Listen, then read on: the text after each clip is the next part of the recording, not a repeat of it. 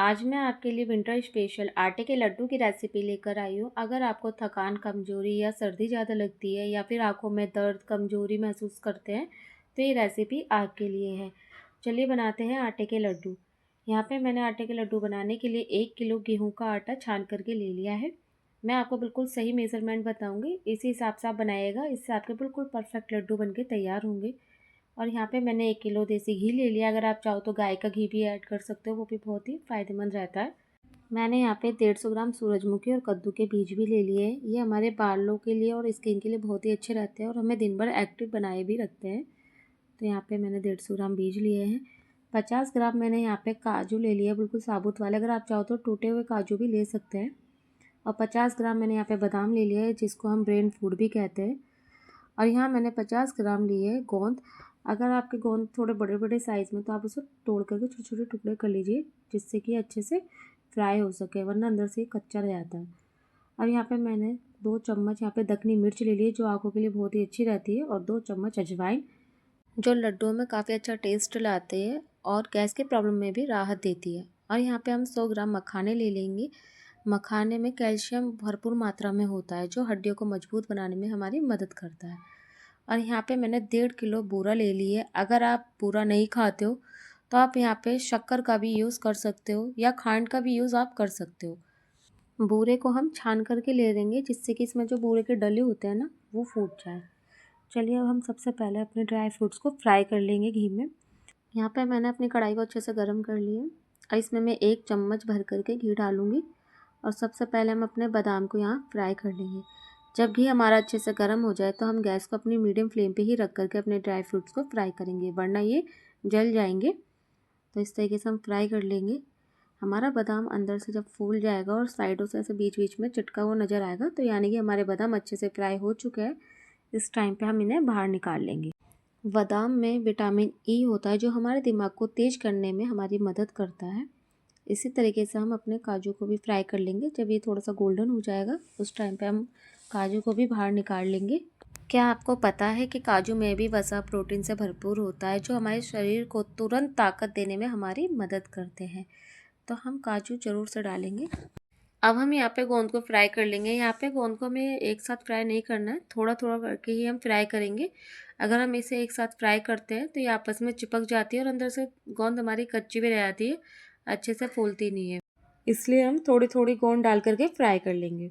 गोंद भी हमारे शरीर के लिए काफ़ी फ़ायदेमंद होती है। ये हमारी हड्डियों को मजबूत करती है और हमारे शरीर में गर्मी और ताकत देती है। अगर आपके घर में कोई न्यू मदर है तो आप उनको ये लड्डू ज़रूर दें, उनके लिए बहुत ही फ़ायदेमंद होते हैं। अब हम इसमें 1 चम्मच घी और डालेंगे और फिर से दोबारा से सेम प्रोसेस के साथ में गोंद को फ्राई कर लेंगे। गोंद हमारी अच्छे से फ्राई हो चुकी है। उसकी पहचान करने के लिए आप एक गोंद लेकर के इस तरीके से फोल्ड करके देखिएगा।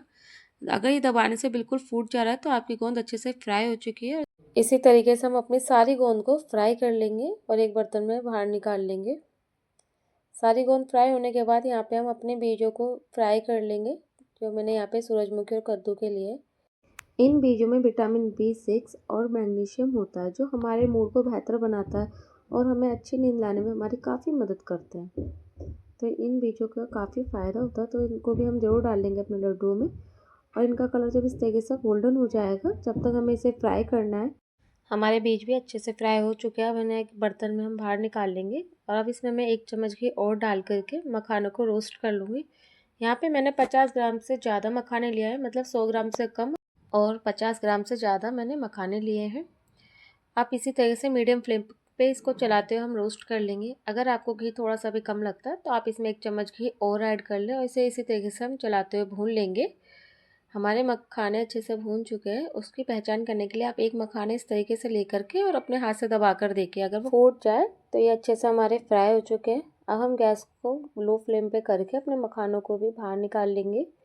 अब कढ़ाई हमारी अच्छे से गर्म है, तो इसमें हम अपनी अजवाइन को डाल करके थोड़ा सा गर्म कर लेंगे, भून लेंगे इसमें जब तक कि अजवाइन की खुशबू ना आने लगे। जब तक हम इसको इसी तरीके से चलाते हुए भून लेंगे। अजवाइन डालना बहुत ज़रूरी होती है लड्डुओं में, क्योंकि बहुत से लोगों के क्या होता है, लड्डू खाने से जैसे गैस प्रॉब्लम हो जाती है, तो अजवाइन डालने के बाद वो कोई प्रॉब्लम नहीं होती है, आपको लड्डू आराम से पच भी जाता है। अजवाइन भूनने के बाद हमारे पास जितना भी बाकी का घी बचा हुआ था उसका आधा घी हम कढ़ाई में डाल करके इसको अच्छे से गर्म कर लेंगे। घी जब हमारा गर्म हो जाएगा तब हम इसमें हमने जो 1 किलो आटा लिया था उसको ऐसे थोड़ा थोड़ा करके हम इसमें सारा ऐड कर देंगे चलाते हुए। इसको अच्छे से हम मिक्स कर लेंगे। जब हमारा अच्छे से मिक्स हो जाएगा, जो हमारा बाकी का घी बचा हुआ है उसको भी हम ऊपर से डाल देंगे। सारा घी डालने के बाद अच्छे तरीके से हम अपने आटे को चलाते हुए भून लेंगे। गैस को हम बिल्कुल मीडियम फ्लेम पे ही रखेंगे और आटे को जब तक भूनेंगे जब तक उसमें से सौंधी सौंधी सी एक खुशबू ना आने लगे।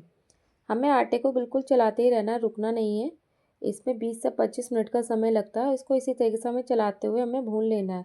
अगर हम आटे को थोड़ा सा भी चलाना छोड़ते हैं तो हमारा आटा नीचे से लग जाएगा, यानी कि जल जाएगा और उसमें से एक जलने की स्मेल आएगी। तो इसी तरीके से हम इसको चलाते हुए भून लेंगे जब तक कि इसका कलर बादामी या फिर लाइट गोल्डन ब्राउन ना हो जाए। मैं आपको पास से दिखा देती हूँ। इसका कलर एकदम से चेंज हो चुका है, इसका कलर बिल्कुल गोल्डन ब्राउन हो चुका है। अब हम इसी टाइम पे गैस को ऑफ कर लेंगे और मैं आपको ये भी दिखा देती हूँ, इसमें घी भी छूटने लगा है। यही पहचान होती है आटा सही से भून जाने की, जब उसमें घी छूटने लगे। अब हम आटे को एक परात में बाहर निकाल लेंगे जिससे कि ठंडा हो जाए। और आप देख भी सकते हो इसमें कितने अच्छे से घी भी निकल कर आया है। तो इसी तरीके से घी छूट जाता है आटा भूनते वक्त। ये सही तरीका होता है आटा भूनने का, जब हमारा घी ऊपर को आने लगे। अब हम इसको ठंडा होने के लिए रखेंगे। अब इसलिए हम एक बर्तन में इसको फैला लेंगे इस तरीके से। आप कोई भी बड़ा बर्तन ले लीजिए या परात ले लीजिए इस तरीके से, और आप इसमें अपना सारा आटा डाल दीजिए। इसको अच्छे से हम यहाँ पे फैला लेंगे जिससे कि हमारा जल्दी से आटा ठंडा हो जाए। जब तक हमारा आटा ठंडा होगा हम अपने सारे ड्राई फ्रूट्स को मिक्सी जार में दरदरा सा पीस लेंगे। अगर आप चाहो तो आप काट के भी छोटे छोटे टुकड़ों में डाल सकते हैं, लेकिन मैं यहाँ पीस के डालूंगी। सबसे पहले यहाँ पे मैंने जो 2 चम्मच दखनी मिर्च और 2 ही चम्मच जो अजवाइन को भून लिया था उसको मैं पीस करके एक पाउडर बना लूँगी। पाउडर बन के हो गया तैयार। अब इसे हम एक कटोरी में कर लेंगे और बाकी सारे ड्राई फ्रूट्स को अब हम दरदरा पीस लेंगे।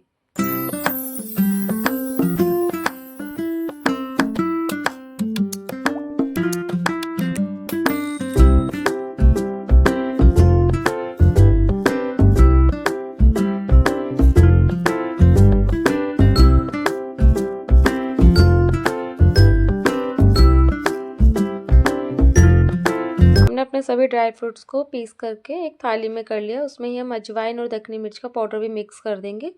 आप चम्मच की हेल्प से या फिर हाथों की मदद से इस तरीके से अच्छे से हम इसको मिला लेंगे जिससे कि आपस में सारा मिश्रण मिक्स हो जाए। अब हम बूरे को छान लेंगे जिससे कि इसमें जो बूरे के डले होते हैं वो हमारे लड्डुओं में ना आए, लड्डू भी अच्छे से बन जाए। तो इसलिए हम सारी बूरा को छान लेंगे और जो उसके बाद जो ये डले होते हैं उनको हाथों की हेल्प से इस तरीके से फोड़ करके और फिर से दोबारा से हम सारी बूरा छान लेंगे। यहाँ पे हमारी 1.5 किलो बूरा है कि 1 किलो आटे में 1.5 किलो बूरा लग जाती है आराम से, बिल्कुल परफेक्ट मीठा होता है। अब हम अपने आटे को भी देख लेते हैं। यहाँ पे आटा भी अब ठंडा होने लगा है। हमें बिल्कुल ठंडा आटा नहीं लेना है, थोड़ा सा गर्म चाहिए हमें आटा, मतलब गुनगुना, जैसे गुनगुना पानी होता है ना इस टाइप से हमें आटा भी थोड़ा सा गर्म चाहिए।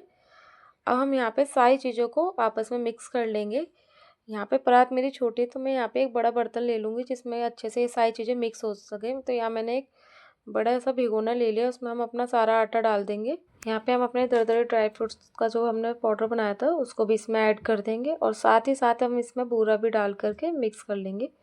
अब हमें यहाँ पे दोनों हाथों की हेल्प से इन्हें अच्छे से मिक्स कर लेना है। जैसे कि हम आटा गूंथते हैं ना हाथों से दबा दबा के, इसी तरीके से इन चीज़ों को आपस में मिक्स कर लेंगे। फिर हम दोनों हाथों की हेल्प से इसको जब तक मसलेंगे जब तक हमारे हाथ में घी ना छूट जाए, अच्छी तरीके से ऊपर से नीचे तक मिला मिला करके। फिर हम थोड़ा सा मिश्रण हाथ में लेकर के दबा, मतलब कि लड्डू की तरह बांध करके देखेंगे कि वो बन रहा है या नहीं। थोड़ा सा हाथ में लेकर के इस तरीके से हम दबा करके देखेंगे। अगर ऐसा हो जाता है तो परफेक्ट है, हम लड्डू बना सकते हैं। तो हम थोड़ा सा हाथ में लेकर के इस तरीके से और उंगलियों की मदद से दबा करके इसको गोल शेप देंगे। धीरे धीरे करके इस तरीके से दबाएंगे और बिल्कुल गोल शेप दे देंगे उंगलियों की हेल्प से। आप देख सकते हैं कितना फिनिशिंग से हमारा लड्डू बन के हो गया है तैयार। मैं आपको एक बार फिर दिखा देती हूँ। थोड़ा सा हाथ में मिश्रण लेंगे और उंगलियों की हेल्प से इस तरीके से दबा दबा करके हम इसकी गोल शेप देंगे। इसी तरीके से हम अपने सभी लड्डू को बना करके तैयार कर लेंगे। हमारे लड्डू बनके हो गए हैं तैयार। आप एक लड्डू रोज 1 गिलास दूध के साथ में खाएं और सेहत बनाएं। आप इन लड्डुओं को 1 से 2 महीने के लिए स्टोर करके रख सकते हैं। अगर आपको मेरी वीडियो पसंद आई हो और अगर आप मेरे चैनल पर नए हो तो प्लीज़ मेरे चैनल को सब्सक्राइब करें और मेरी वीडियो को लाइक करें और अपने दोस्तों के साथ ज़्यादा से ज़्यादा शेयर करके मुझे सपोर्ट करें।